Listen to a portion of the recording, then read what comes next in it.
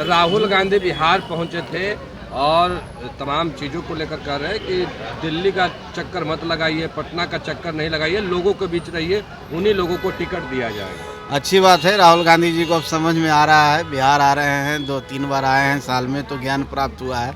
मेरी शुभकामना है।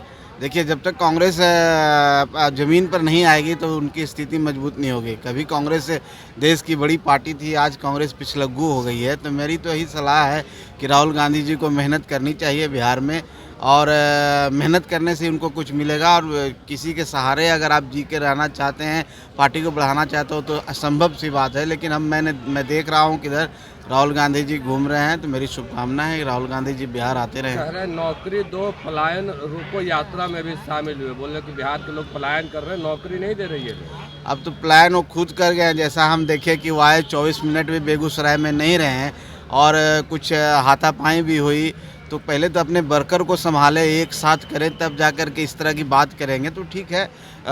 उनका अपना एजेंडा है, लेकिन इससे कोई फ़र्क पड़ने वाला नहीं है। एनडीए मजबूत है और हम लोग पूरी मुस्तैदी से खड़े हैं और जनता के लिए काम कर रहे हैं, बिहार के लिए काम कर रहे हैं, और आने वाले समय में हमारी सरकार भी बनेगी। आज जेडी की ओर से मुसहर सम्मेलन बुलाया गया, क्या लगता है?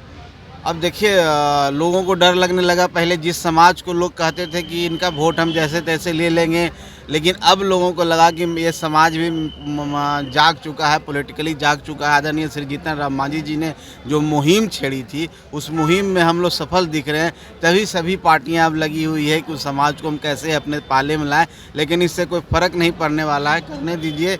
हम नहीं समझते हैं कि कोई उस समाज के लोग इनके पास आएगा, क्योंकि सबसे ज़्यादा प्रताड़ित उस समाज के लोग उन्हीं के द्वारा किया जाता है। तो किसी को पकड़ के ले आएंगे, उठा के ले आएंगे और कह देंगे कि मुसहर सम्मेलन है, बस इतना ही और कुछ नहीं। चुनाव में क्या लगता है कितना असर दिखेगा इसका? इसका कोई असर नहीं दिखेगा। सब जनता हम लोग के साथ है, एनडीए के साथ है, आदरणीय नरेंद्र मोदी माननीय मुख्यमंत्री जी के साथ है, और ये सब कोई फर्क नहीं पड़ने वाला। बिहार में कांग्रेस और जेडी के लोग कर रहे हैं कि इस बार महागठबंधन की सरकार बनेगी, एनडीए का सफाया तय है। पहले मुख्यमंत्री तय कर लेना किसको मुख्यमंत्री बनाएंगे।